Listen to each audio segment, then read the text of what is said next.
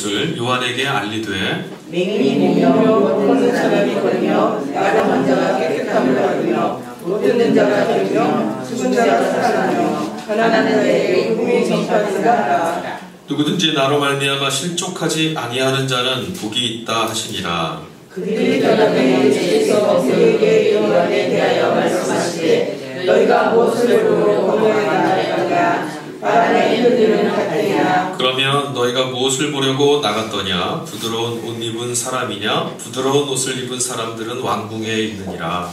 그러면 너희가 어찌하여 나갔느냐? 선지자를 보기 위하였느냐? 옳다 내가 너희에게 이르노니 선지자보다 더 나은 자니라. 기록된 바 보라 내가 내 사자를 내 앞에 보내노니 그가 내 길을 내 앞에 준비하리라 하신 것이 이 사람에 대한 말씀이니라. 내가 진실로 알려는 여자는 아버지의 술에 일어나다 그가 일어나다. 그러나 주께서는 이 자동자와 그보다 크니라.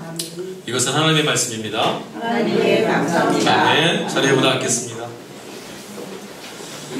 말씀 시작하기 전에 성경 한 구절 더 찾아봤으면 좋겠습니다. 구약성경 이사야서 35장 1절부터 10절까지 35장 전체 말씀인데요. 10절이니까 함께 읽었으면 좋겠습니다. 구약성경 이사야서 35장 1절부터 10절까지 찾으셨나요? PPT 준비 안 했어요. 찾으시라고. 찾으셨습니까? 찾으셨으면 구약성경 이사야서 35장 말씀 1절부터 10절까지 우리 한 목소리로 같이 공독하도록 하겠습니다. 같이 읽겠습니다. 광야와 메마른 땅이 기뻐하며 사막이 백합화같이 피어 즐거워하며 무성하게 피어 기쁜 노래로 즐거워하며 레바논의 영광과 갈멜과 사론의 아름다움을 얻을 것이라. 그것들이 여호와의 영광 곧 우리 하나님의 아름다움을 보리로다. 너희는 약한 손을 강하게 하며 떨리는 무릎을 굳게 하며 겁내는 자들에게 이르기를 굳세어라 두려워하지 말라. 보라 너희의 하나님이 오사 보복하시며 갚아주실 것이라.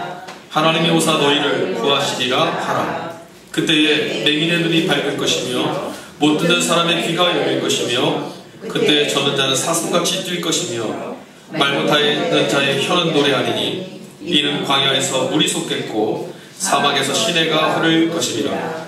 뜨거운 사막이 변하여 못이 될 것이며 메마른 땅이 변하여 원천이 될 것이며 승냥이에 뒀던 곳에 풀과 갈대와 부들이 날 것이며 거기에 대로가 있어 그 길을 거룩한 길이라 일컫는 바 되리니 깨끗하지 못한 자는 지나가지 못하겠고 오직 구속함을 받은 우매한 행위는 그 길로 다니지 못할 것이며 거기에는 사자가 없고 사나운 짐승이 그리로 올라가지 아니하므로 그것을 만나지 못하겠고 오직 구속함을 받은 자만 그리로 행할 것이며 여호와의 속량함을 받은 자들이 돌아오되 노래하며 시온에 이르러 그들의 머리 위에 영영한 희락을 띠고 기쁨과 즐거움을 얻으리니 슬픔과 탄식이 사라지리로다. 아멘. 아멘. 대림절 세 번째 주일입니다. 여러분 대림절을 상징하는 키워드가 있는데 그건 기다림입니다. 기다림이라고 하면 사람들은 보통 무엇을 또는 얼마나 좋은 것이기에 그렇게 기다리는가 이렇게 먼저 이런 생각을 떠올리는 분도 있지만 한편으로는 또 언제까지 기다려야 되느냐 알 수 없는 이 막연한 시간 속에 맥이 빠져버리고 실망하는 사람들도 있습니다. 대림의 기다림 앞에서 여러분들은 어떤 마음 가지시고 이 절기를 보내고 계시고 이 예배에 참여하셨는지 모르겠습니다. 여러분 기다림이 간절하다는 말을 뒤집어 보면 그것은 결국은 지금 현재 만족할 수 없다는 것, 기다릴 그것을 잃어버렸다는 말이겠죠. 삶에 대한 불평, 불만 이것의 내용들은 의뢰, 근심과 괴로움들입니다. 그리고 이것들은 대부분 우리 마음속에 다가오는 두려움들로부터 시작합니다. 한편으로는 시름과 걱정이 염려와 근심이 이 두려움을 또 자초하기도 합니다. 그러니까 이게 끊어지지 않는 겁니다. 두려움이 있어서 염려 근심하고 염려 근심하니 두려워하고 어찌되었든 이 메비우스의 띠처럼 영원히 계속될 것 같은 이런 반복되는 이 악순환을 끊어낼 수 있는 사람은 없습니다. 그래서 성경은 아무도 벗어날 수 없다. 그래서 죄와 사망, 이것을 권세라고 말합니다. 여러분, 삶 가운데 두려움이 아스라에 드리워질 때쯤 되면 지레 겁을 먹고 체념하고 포기하는 사람도 있고요. 한편으로는 까짓거 두려움 올 테면 와봐라, 똑바로 마주치고 헤쳐나가 보겠다라고 힘을 주는 사람도 있습니다. 한쪽 편을 보면 참 안쓰럽습니다. 얼마나 두려우면 저럴까. 그런데 또 반대편을 또 보고 있으면 대견하기도 합니다. 야, 두려운데도 힘을 낼 수 있다니 기특하다. 하지만 여러분, 우리 인생에는 이 두려움이라는 문제가 한 번 왔다가 사라지는 게 아니죠. 계속해서 끊임없이 찾아옵니다. 그러기에 단 한 번의 두려움에 낙담하지 않고 대견하게 이겨낸 것 같아도 끝까지 가면 결국 제 풀에 꺾여버리고 마는 것 다 매한가지입니다. 성경은 두려움에 관한 이야기로 가득 차 있습니다. 세워보진 않았지만 이 성경 안에 직접적으로 두려워하지 말아라, 이런 표현이 이 용례가 365개나 들어있답니다. 집에 가서 한번 찾아보십시오. 두려워하지 말아라. 아마도 이처럼 성경이 두려움의 문제에 집중하는 이유는 우리 인생이 그만큼 두려움이라는 것에 눌려서 둘러싸여서 시달리며 깊이 영감해서 살고 있기 때문이 아닐까 싶습니다. 여러분, 두려움의 끝자락에서 우리가 만나게 되는 것은 결국 죄와 죽음의 문제입니다. 그래서 이 문제를 해결해야만 인간의 구원이 완성되어야 된다는 우리 삶, 우리 인생에 대한 실체를 꿰뚫어보고 있는 성경의 진단은 언제나 이 두려움으로부터 우리를 구원해야만 한다는 겁니다. 여러분, 유대인들의 역사, 여러분 성경 우리가 읽으면 이거 다 유대인들의 이야기잖아요. 유대인들의 역사와 삶은 이런 두려움, 이 두려움의 문제를 관통하면서 쓰여졌던 것들이에요. 그러니까 성경 안에서 여러분이 개인을 만나든 가족을 만나든 공동체를 만나든 나라를 만나든 잘 보면 그들이 현실에 직면하고 있는 이 두려움의 문제를 어떻게 꿰뚫고 나갔는가, 어떻게 하나님을 만나서 그 두려움의 자리에 침몰당하지 않고 걸어갈 수 있었는가, 이 이야기들로 가득 차 있습니다. 오늘 우리가 읽은 성경 본문으로는 삼독서, 서신서, 마태복음을 취하였고, 설교 전에 제가 우리 같이 35장 이사야서 읽었잖아요. 이게 1독서 구약 본문인데 지금 여러분 어떠셨습니까? 구약 이사야서 35장 읽으시면서 마음이 어떠셨어요? 위로가 되고 소망이 되고 뭔가 진짜 해볼 만한 것 같고 막 그런 의욕이 막 생기지 않으십니까? 구원의 기쁨과 소망이 막 가득 차 있는 것처럼 보이시지 않으세요? 광야와 메마른 땅이 기뻐하며 사막이 백합화처럼 피어 즐거워할 것이다. 이게 35장 1절의 들머리입니다. 처음 읽기 시작하고 있어요. 야, 정말 꿈만 같은 일이 이제 벌어질 것 같아요. 근데 여러분, 이 말씀, 이 35장이 쓰였던 배경이 어떤 것이냐면 바벨론의 포로로 끌려왔던 포로 1세대들이 거의 다 죽고 나서 이제 유대로 돌아가게 된 그때 선지자를 통해서 하나님 주신 말씀이에요. 이방 땅 바벨론에서 태어나서 거기서 삶의 터를 잡고 살고 있던 사람들이 이 말씀을 들은 겁니다. 유대로 돌아가라는 말씀. 선지자의 그 말씀 앞에 이들은 지금 서 있습니다. 어떤 면에서는 그럭저럭, 아니 어떤 점에서는 포로 1세대들의 추억 속에 있었던 그때, 그 유대 땅에 있었던 그때보다 훨씬 더 안정적이고 풍요롭고 살만한 이 바벨론, 이 포로지, 이 땅에서 삶인데 하나님이 70년 만에 찾아오셔서 떠나라, 다시 돌아가라 말씀하셨어요. 근데 여러분, 문제가 있습니다. 이전과는 비교도 되지 않을 만큼, 포로로 떠나오기 이전과는 비교도 되지 않을 만큼 아주 처참하게 황폐해져 버린 유대로, 그런 곳으로 돌아가야 되는 거예요. 돌아갈 곳이 더 아름답고 돌아갈 것이 더 좋다면 염려할 것 아무것도 없습니다. 근데 지금의 삶보다 약속을 따라 돌아가야 될 삶은 아무것도 보장되지 않는 삶입니다. 여러분이라면 어떻게 하시겠습니까? 하나님 말씀이 떨어졌어요. 여러분에게 바벨론의 포로로 있지 말고 내 백성이니 너희들의 준 땅으로 돌아가라. 여러분 어떻게 하시겠어요? 거기 다 깨지고 아무것도 없는데 어디를 돌아가라고요? 여기 이제 먹고 살만한데, 이제 살만해졌는데 떠나라고요? 아마 어쩌면 우리는 하나님께 볼멘소리로 반항하고 저항할지도 모르겠습니다. 아무것도 보장되어 있지 않은 데다가 이 유대인들에게는 어떤 경험이 있냐면 하나님보다 바벨론이 더 우월해 보이는 현실 앞에 지금 서 있는 거예요. 하나님 함께 계시던 유대는 황폐해졌고 우상신을 섬기는 바벨론은 지금 제국, 온 열방이 우러러보는 제국이거든요. 거기서 살 만큼 하고 살고 있는 거예요. 그런데 하나님을 향해서 이 바벨론, 찬란해 보이는 바벨론을 등지고 길을 떠난다는 것은 정말 쉽지 않은 겁니다.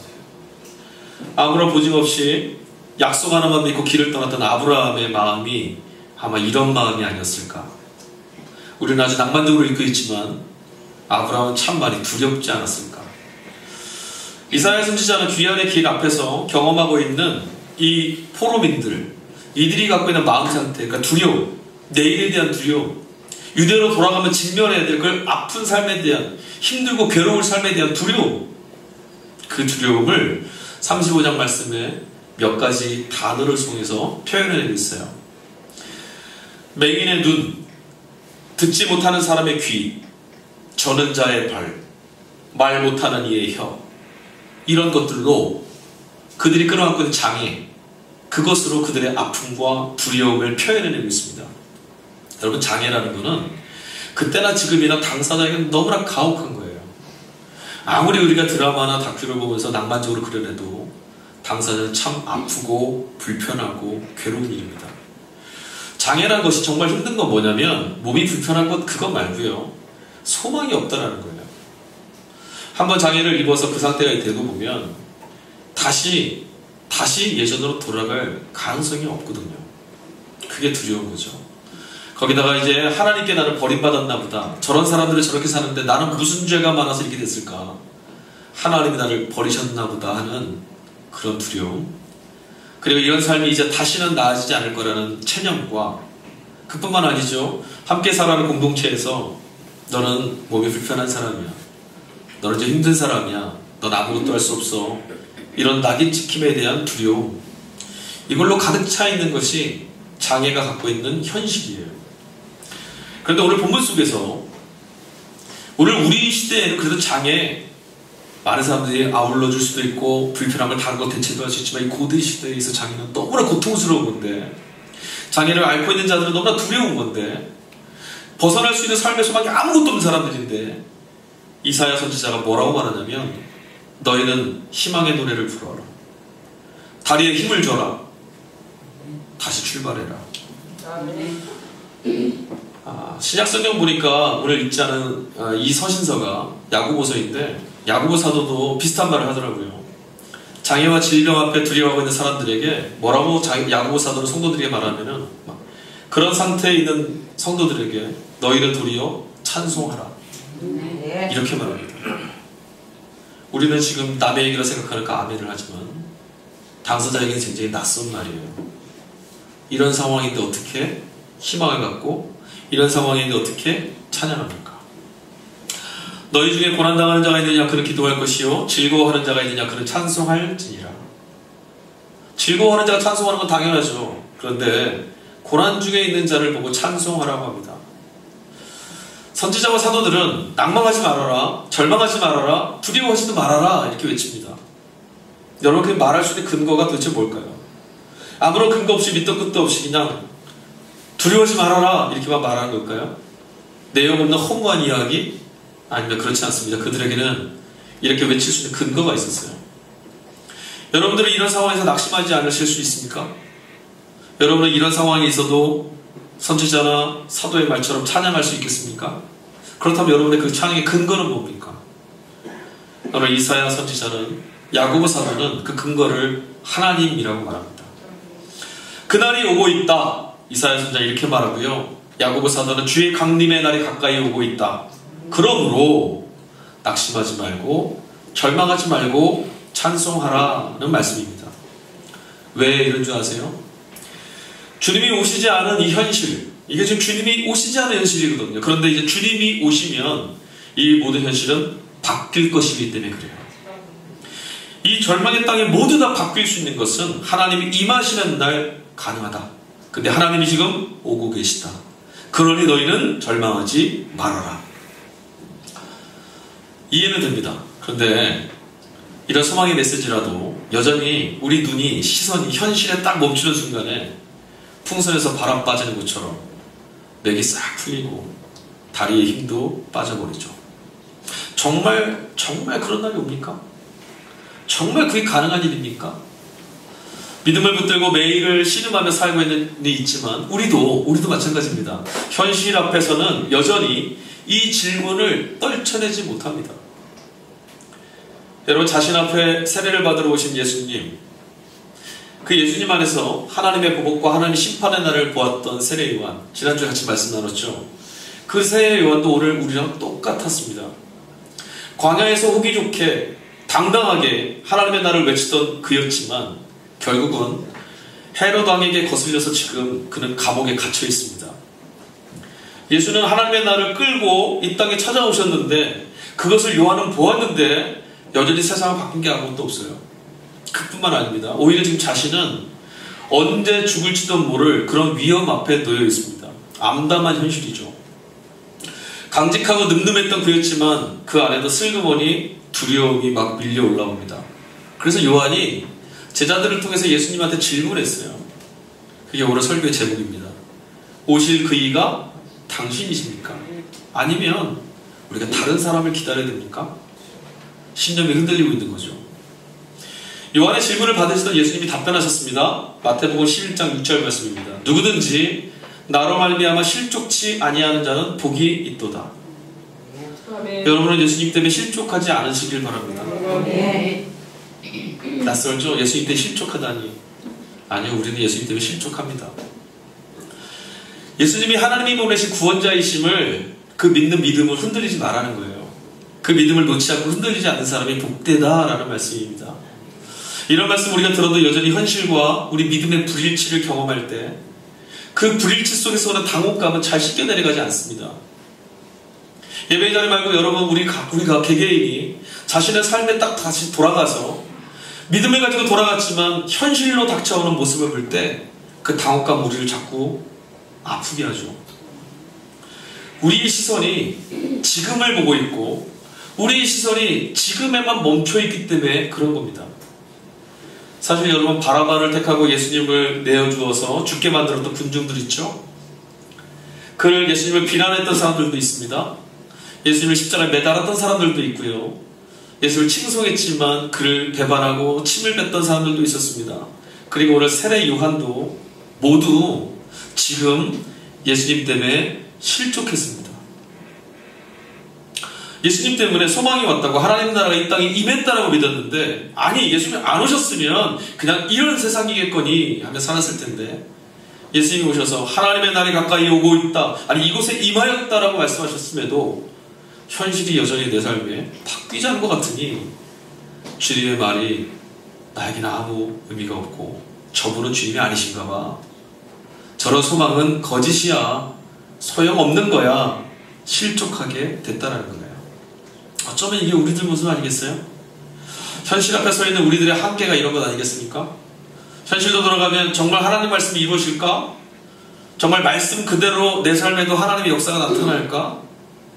저건 누군가에게만 허락된 이야기가 아닐까? 우린 예수님 때문에 실족해요. 하지만 여러분, 그렇다고 이것이 우리 현실 앞에 있는 한계라고 낙담하실 필요는 없습니다. 여러분, 신앙생활이 뭔지 아세요? 이런 회의, 정말 주님이 그분이십니까? 정말 주님 안에 그런 나라가 있습니까? 라고 하는 이런 회의가 완전히 사라지고 그냥 언제나 어디서나 주님 맞습니다 라고 하는 이런 상태가 되는 걸 신앙생활이라고 하지 않아요. 신앙생활은 이런 삶의 자리, 이런 현실의 자리에서 그때마다 용기를 내어서 진리를, 답을 선택하려는 거예요. 어저께까지는 현실이 되게 무게로 다가올 때 포기해버렸었는데 오늘은 아니야, 주님께 답이 있어요. 버티는 거죠. 그러므로 여러분, 우리는 늘 주님께서 우리 마음에 믿음과 용기를 북돋아 주시기를 기도할 수밖에 없습니다. 주님이 우리 안에 그런 용기와 믿음을 주시지 않으면 현실 앞에서 믿음을 가지고 살 수 있는 건 불가능합니다. 도리어 우리는 그 믿음 때문에, 도리어 우리는 예수님 때문에 실족하고 말아요. 그러면 여러분, 예수님 때문에 실족하는 것이 아니라 예수 때문에 구원의 기쁨을 누리기 위해서 주님이 우리에게 용기와 믿음을 북돋아 주시라고 다른 것 말고 주님으로 인하여 복된 삶을 살아갈 수 있도록 우리 영혼을 붙잡아 달라고 여러분 기도하실 수 있기를 바랍니다. 여러분, 예수님은 어떻게 우리의 구원자가 되실까요? 여러분, 이거 답하실 수 있겠어요? 예수님이 어떻게 우리의 구원자이신가? 이거 너무나 당연한 질문 같지만 현실에서 여러분 서 있을 때 들려오는 이런 회의나 답답함이나 믿음 없음, 여기에 대한 답을 찾아내야 되는데 이게 바로 여기 담겨 있어요. 여러분, 그때만 예수님이 왜 나에게 구원이신가, 그분이 어떻게 구원자이신가, 이것에 대한 답을 찾아낼 때만 우린 예수님 때문에 실족하지 않을 수 있어요. 실족함이라든가 넘어짐이라든가 하는 이런 말들은 다 이 질문, 예수님이 어떻게 우리의 구원자이시냐 하는 이 질문에 답을 찾지 못한 결과예요. 이사야 같은 선지자들, 그리고 사실 사도들과 초대교회 성도들, 그들이 믿음대로 살았던 그 믿음의 자리가 어떤 자리인지 아십니까? 그들이 살았던 믿음의 자리는 아무것도 바뀌지 않은 그런 현실의 터 위에 세워졌던 거예요. 그들이 믿음을 가지니까 뭔가 막 바뀌고, 그들이 믿음을 가지니까 삶이 바뀌고, 아니, 그렇지 않았어요. 아무것도 안 바뀌었어요. 현실만 본다면 오늘 30분당 읽었던 예언자 이사야의 예언은 틀린 거예요. 이사야는 뭐라고 말했습니까? 너희가 귀환할 땅은 아름다운 땅이다. 들의 백합화가 피는, 사막의 백합화가 피는 그런 땅이다. 아니요, 그렇지 않았어요. 귀환했던 그들의 현실은 고통이었습니다. 이스라엘은 그때 이후로도 늘 이민족에게 자유를 뺏기며 살았어요. 핍박을 받고 죽임을 당하고 포로로 끌려가고. 세례 요한의 메시지도 마찬가지입니다. 요한은 결국 헤로데에게 의해서 허무하게 목자리가 죽었습니다. 그가 바라보았던 예수님도 어떻게 됐습니까? 십자가 달려 죽으셨죠. 초대교회 성도들의 믿음도 틀렸습니다.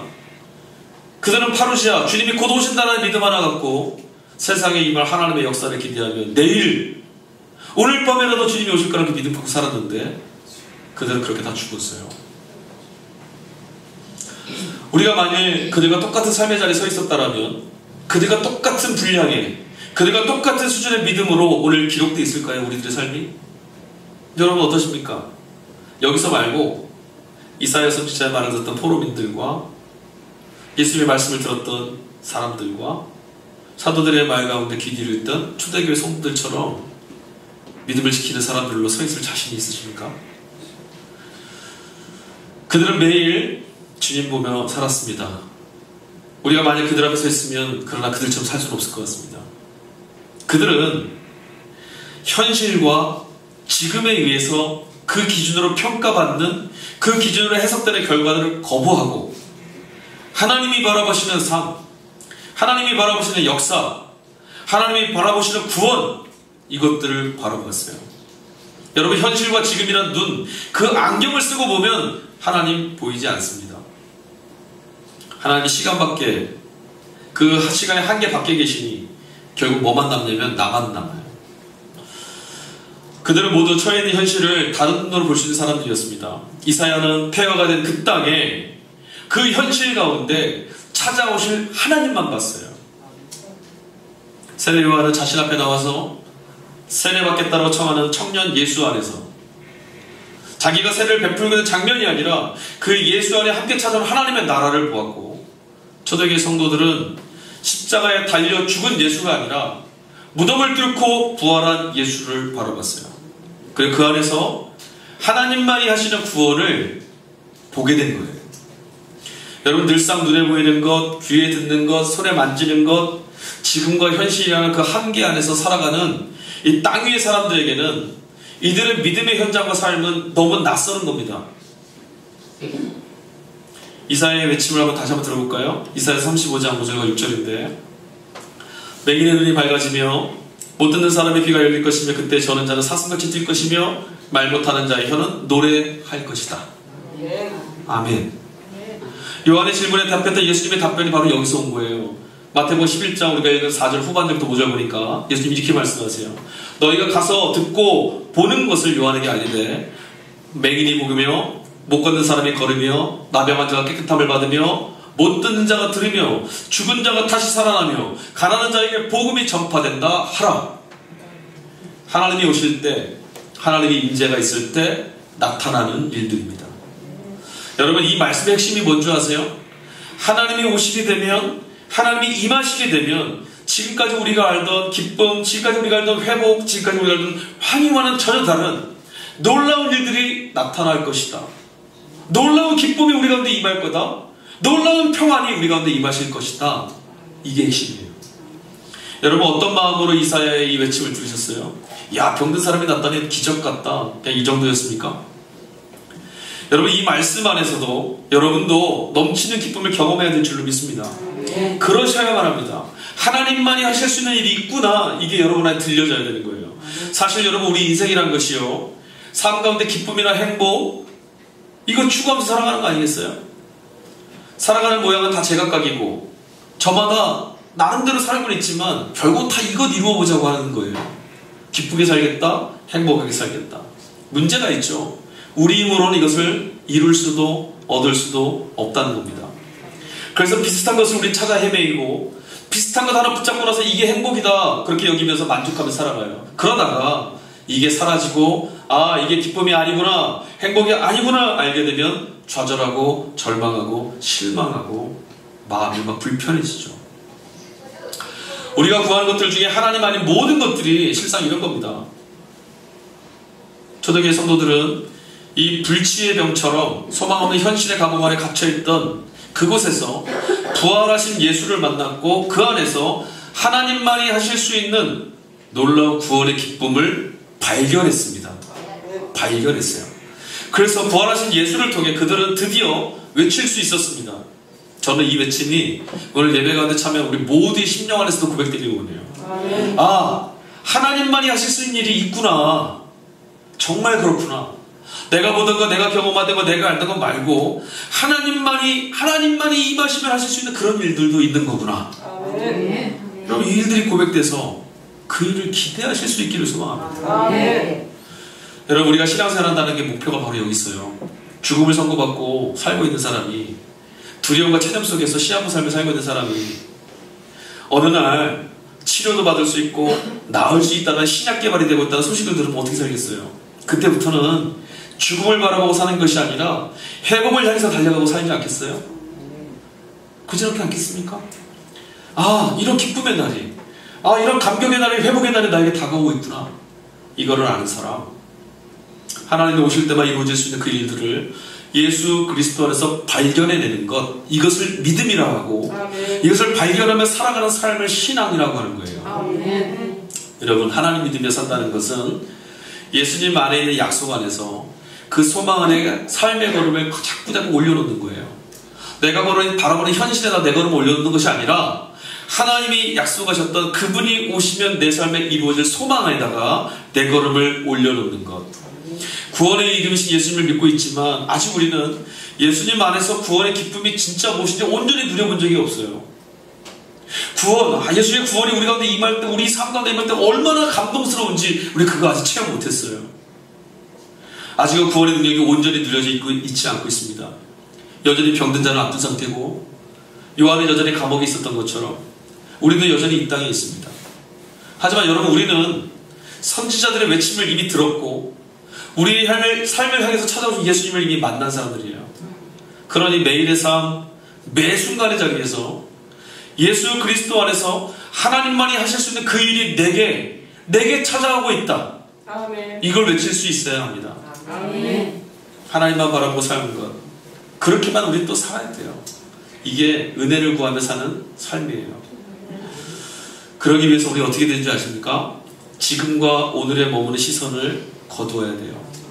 조금 더 멀리 볼 수 있어야 됩니다. 지금까지 우리가 고개를 떨구며 살아온 시간이 많았기 때문에 이제는 고개를 드는 훈련을 해야 돼요. 여러분, 작은 종이 한 장으로 눈 앞에다 가까이 대면 세상도 다 덮을 수 있잖아요. 그죠? 안 믿어지세요? 주보 꺼내보세요. 주보. 이거 제가 맨날 했던 얘기인데. 자, 이 주보를요, 이렇게 보세요. 오늘 설교 제목이 뭐죠? 읽어보세요. 주보 보고. 자, 그러면 이제 그 주보를요, 눈에다 이렇게 갖다 대보세요. 제목이 뭐예요? 아니, 갖다 대보라니까요. 보여요? 제 얼굴은 보이나요? 세상은 보이나요? 종이 한 장인데도요, 눈앞에 바로 갖다 대면 세상도 보이질 않아요. 작은 종인데 지금이라는 이 종이를 걷어내야 돼요. 원래 이렇게 살던 사람이라고요? 아니요, 그렇게 생각하지 마십시오. 지금까지는 내 마음과 생각에 가져다 주는 것을 현실로 여기고 우리가 살았죠. 그러나 이제 주님이 우리에게 찾아오셔서 하나님 나라에서 산다는 것은 이제 그런 방식으로 사는 것이 아니라 하나님을 바라보며 하나님 하실 일을 바라보며 믿음 안에 살아가는 거예요. 더욱더 믿음의 눈을 크게 뜨셔야 되는 거예요. 현실이 크게 보일 때일수록 여러분 그곳에서 뭔가를 판단하시려 하지 말고 믿음의 눈이 작아지고 있구나, 종이를 걷어내야겠구나, 눈을 더 크게 떠야겠구나. 여러분 목적지가 분명하다고 믿게 되면 아직 닿지 못하였다 하더라도, 아직은 이루지 못하였을지라도, 비록 힘들지라도 내딛는 걸음 하나하나가 목적지에 가까워지고 있는 건 아니겠습니까? 너무나 힘겨워서 안타까운 신음 내뱉으며 살던 그런 삶이라 할지라도 여러분 어느새 보면 이미 저 멀리 있던 시간이 우리 앞에 찾아와 있고, 포기하지 않고 걷다 보면 결국 어느 순간에 내일에 우리의 인생이 맞닿아 있음을 우리 보고 있지 않습니까? 오늘 우리는 2019년 첫머리에 서 있었는데 오늘 이곳에서 대림절을 맞고 있어요. 여러분 그런 날이 우리에게 찾아옵니다. 아니요, 우리를 그렇게 이끌어주시는 주님이 그 날을 우리에게로 가지고 오시는 거예요. 그래서 바울은 이런 말로 성도들에게 확신을 좀 가져라 외쳤어요. 갈라디아서 6장 9절 보니까 바울이 이렇게 말합니다. 우리가 선을 행하되 낙심하지 말지니 포기하지 아니하면 때가 이름에 거두리라. 아멘. 누가 거두게 하시는 거예요? 하나님이요. 내가 어떻게 거둘까 생각하면 두렵죠. 누가 한다고요? 하나님이요. 하나님 나라를 꿈꾸고 있다면 여러분 오늘 이곳에서부터 그 나라를 살아가셔야 돼요. 믿음의 역사를 구하신다면 오늘 믿음을 쓰셔야 되는 거예요. 내가 하나님 나라를 살아내려고 이것을 한 걸음을 떼지 않으면, 내가 살기 시작하지 않으면 그 나라는 영원히 오지 않아요. 하나님 나라는 그런 나라예요. 하나님 나라는 더디 오더라도 살아내는 이들에게 찾아오시는 나라예요. 여러분 이 사실을 반드시 기억하셔야 돼요. 내가 믿음 안에서 이거를 옮기지 않으면, 이 한 걸음을 내딛지 않으면 다가온 그 나라는 절대로 여러분 보실 수 없어요. 여러분 이런 삶을 뭐라 말하는 줄 아세요? 믿음의 삶이라고 부르는 거예요. 그리고 이런 삶에는 주님이 주시는 기쁨과 소망과 행복이 넘쳐나게 될 줄 믿습니다. 그리고 무엇보다도 하나님이 주시는 이런 선물은 빼앗아갈 자가 없다라고 말씀합니다. 없어지지 않아요. 뺏어갈 자도 없어요. 저는 이런 경험, 하나님 나라는 내 삶 가운데 찾아오시는 나라이고 내가 걸어가면 그 나라를 맛보고 살아갈 수 있다는 이 경험의 고백으로 오늘 목사의 직분을, 그 직임을 감당하고 있는 거예요. 제가 이 얘기를 쓸까 말까 다가 썼어요. 작은 교회 목사라고 하면 제가 처해 있는 현실을, 본인의 현실도 아닌데 제가 처해 있는 현실을 대신 걱정해 주시고 염려해 주시는 분들이 있어요. 네. 안쓰럽게 보시는 분들도 있고. 근데 여러분 제가 분명히 말씀드릴게요. 저는 불행하지 않아요. 분명히 말씀드릴까요? 저는 행복해요. 지금 써야 될 돈이 없다? 예, 지금 당장 쓸 돈은 없어요. 교회가 커지지 않았다? 예, 지금 작죠. 사람들로 인정받지 못하고 있다? 괜찮아요. 하나님이 나를 인정해 주시니까. 나에게 주어진 시간이 속절없이 지나고 있다? 괜찮습니다. 하나님 안에 영원히 있습니다. 여러분 그런 모든 것도 예수 그리스도 안에서 맛보게 된 이 하나님이 함께 하실 때만 주어진 이 기쁨 있지 않습니까?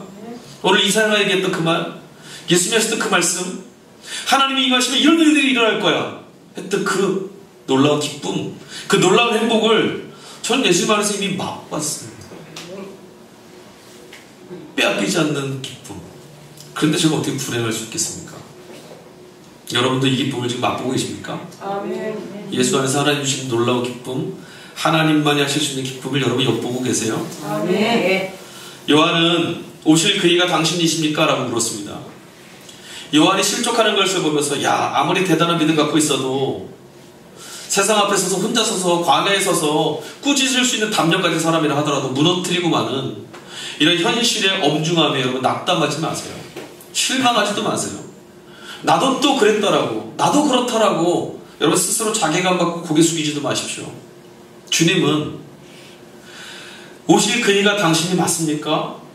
이런 부끄러운 우리의 질문에서도 현실이라는 이 암담을 벗어나기 위해서 주님을 향해서 영혼의 갈망을 갖고 달려가고 있는 우리들의 마음, 그 마음 안에 하나님만이 이루실 수 있는 꿈을 발견해내어 주시는 분이세요. 하나님이 임하게 되시며 경험되어지는 복된 삶의 자리 여러분 서고 싶으십니까? 하나님이 임하시면 일어날 그 놀라운 역사, 지금까지 한 번도 경험해 본 적도 상상도 해볼 수 없었던 그런 일들, 여러분 그 일들, 그런 삶 가운데 서고 싶으십니까? 현실의 터 위에서 예수의 생명과 예수의 구원, 그 지경을 통과하고 싶으세요? 아무도 아멘을 안 해요. 아멘. 별로 그런 소망이 없어요? 그냥 이대로 그냥 이러고 살 거예요? 하나님이 임하셔야만 나타난 일들, 예수님 안에 있는 생명, 예수님 안에 있는 구원, 여기를 통과해서 이 땅을 가로지르고 살고 싶다면, 그렇다면 여러분 우리 뭐 해야 될까요? 오늘 성서일과의 음성으로 주어진 시편 146편에 그 답이 있더라고요. 그래서 제가 우리 이렇게 살고 싶은 소망을 갖고 시편 기자처럼 함께 노래했으면 좋겠다, 이런 소망이 들었어요. 오늘 음성인 시편 146편 1절이 이렇게 시작합니다. 할렐루야, 내 영혼아 여호와를 찬양하여라. 아멘. 이거는 그냥 형식적이고 의례적인 말이 아니에요. 할렐루야는 말은 하나님을 찬양한다는 말이지 않습니까? 하나님을 찬양한다는 것은 하나님이 여기 계심, 하나님이 이곳에 함께 계심 앞에 내가 서 있는 거예요. 아무도 없는 데다가 소리 지르는 사람은 없잖아요. 내가 하나님의 이름을 찬양드립니다라는 말은 지금 이곳에 하나님 계시고 나는 그 하나님 앞에 서 있습니다 라고 하는 고백이거든요. 어둠, 실패, 암담한 현실 막 짓눌리고 있을 때, 두려워질 때, 여러분 그곳에서 그 무게가 아무리 무거워도 이 고백을 잃지 않고 우리 입술 속에다가 이 고백을 담아서 외칠 수만 있다면 바로 그곳에 하나님이 함께 하시는 줄로 믿습니다. 아멘. 하나님 앞에 계심을 발견할 수 있도록 자기 자신을 막 깨워내려는 이 시인의 이 갈망이 막 읽혀지지 않으십니까? 146편 시편을 막 읽으면서 생각했어요. 이 시인은 하나님 앞에서 깨어나기 위해서, 하나님 여기 계심을 발견하기 위해서 얼마나 몸부림치고 있었을까?